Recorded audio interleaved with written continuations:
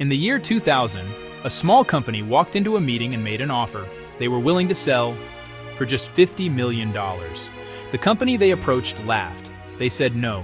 That company was Blockbuster. And the company they rejected was Netflix. Today, Netflix is worth over $400 billion. This is not just a story about movies. This is a story about seeing the future before it becomes obvious. In the late 1990s, Blockbuster ruled entertainment. 9,000 stores, 60,000 employees, billions in revenue. Friday nights meant driving to a store, hoping your movie was still in stock. And if you returned it late, you paid the price. Late fees generated hundreds of millions in profit. Customers hated it, but nobody thought it could be changed. Then came a strange idea. What if you could order movies online and receive them in the mail? No late fees, no queues, no driving, just DVDs in envelopes. It sounded ridiculous. At the time, the internet was slow, streaming was impossible, and a DVD rental company? That didn't sound like the future. But Netflix wasn't trying to win today. It was preparing for tomorrow. By 2000, Netflix was struggling. The dot-com crash was wiping out internet companies. Money was running out. So Netflix made a decision: sell the company. They approached Blockbuster and offered everything for $50 million. Blockbuster refused.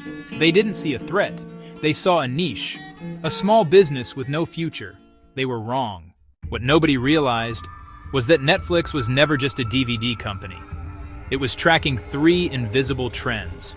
First, broadband internet. In the late 90s, streaming was impossible, but infrastructure was quietly being built. Netflix knew that one day, video would move online. Second, the DVD itself. Lightweight, durable, easy to ship, perfect for a subscription model. Netflix didn't invent the DVD, but it understood its power. Third, the smartphone revolution. In 2007, two things happened. Netflix launched streaming, and Apple launched the iPhone.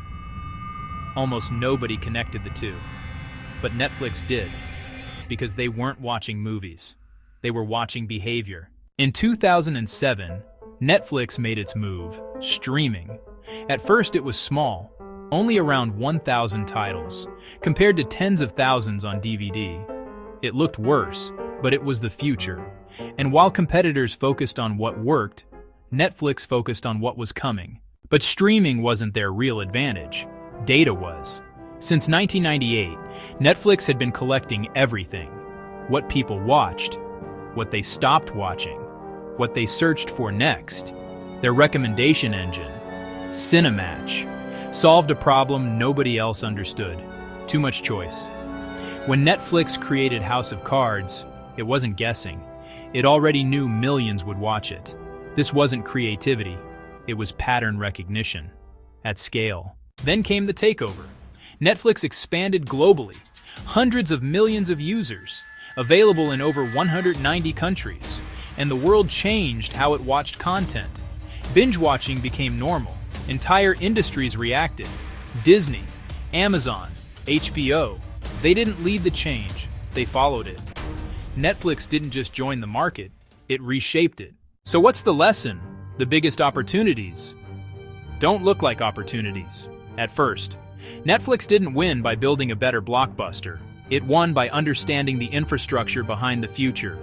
Broadband, DVDs, smartphones, three pipes. One company that saw what would flow through them. So the question is, what is being built today that everyone else is ignoring? Because the next Netflix is already out there. You just don't see it yet.